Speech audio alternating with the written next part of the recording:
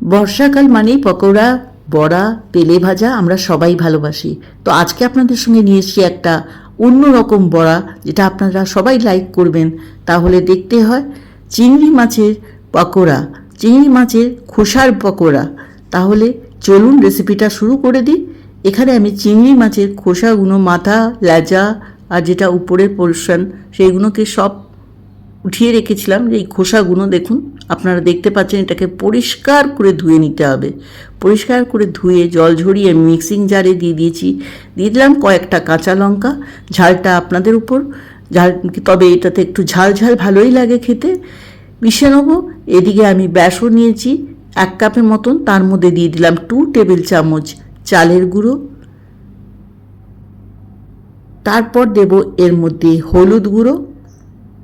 খুব তাড়াতাড়ি হয়ে যায় আর সবাই পছন্দ করবে। একদম গরম গরম এই বর্ষাকালে চায়ের সঙ্গে, ভাতের সঙ্গে, ডাল ভাত দারুণ লাগবে। লঙ্কা গুঁড়ো দেবার পর দিয়ে দিলাম বেশ কুচিয়ে রাখা পেঁয়াজ আর কুচিয়ে রাখা লঙ্কা, আর একটু আদা আমি গ্রেট করে দেব।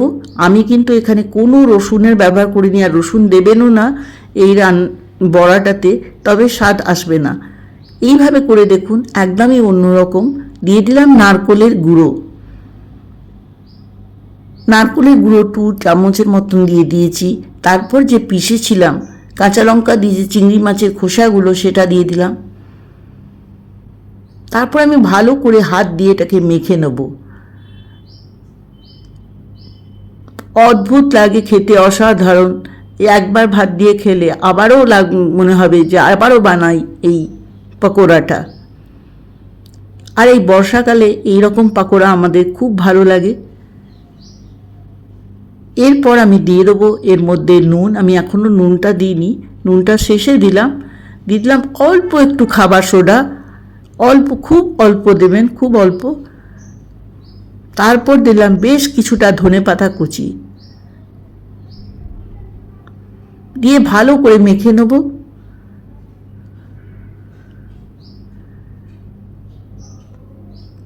একদম অন্যরকম স্বাদের এই বড়াটা খেতে কিন্তু দারুণ লাগে খেতে। এরপর কড়াইতে সর্ষের তেল ভালো করে গরম করে নিয়েছি। তেলটা গরম হয়ে যাবার পর বড়াগুলোকে আমি ছোট বা মিডিয়াম সাইজ, আপনারা যেমনি রাখতে চান সেইভাবে ভেজে নেব।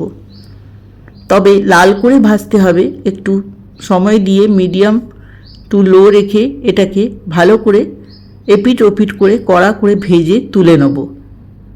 এর সঙ্গে আপনারা চাটনি দিয়ে সার্ভ করুন, বা সস দিয়ে, বা গরম ভাত ডাল দিয়ে সার্ভ করুন, সব দিয়েই এটা ভালো লাগবে। সব বড়াগুলো এইভাবেই ভেজে তুলে নেব। এবার আমি কিচেন টিস্যু পেপারে তুলে রেখেছি। এইভাবে সব বড়াগুলো ভেজে নেব। আর আজকের রেসিপিটা আপনাদের কেমন লাগলো এটা অবশ্যই আমাকে লাইক কমেন্ট করে জানাবেন। যদি ভালো লাগে শেয়ার করবেন, আর আমার চ্যানেলটিকে সাবস্ক্রাইব করে আমার পাশে থাকবেন। দিয়ে দিলাম এর মধ্যে লঙ্কা ভাজা।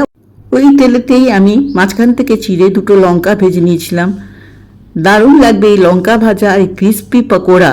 দেখুন কতটা ক্রিস্পি হয়েছে, একদম ক্রিস্পি। আপনারা একবার হলেও বানিয়ে দেখুন। আর আজকের রেসিপিটা আপনাদের দেখার জন্য আপনাদেরকে অনেক অনেক ধন্যবাদ জানাই। নমস্কার।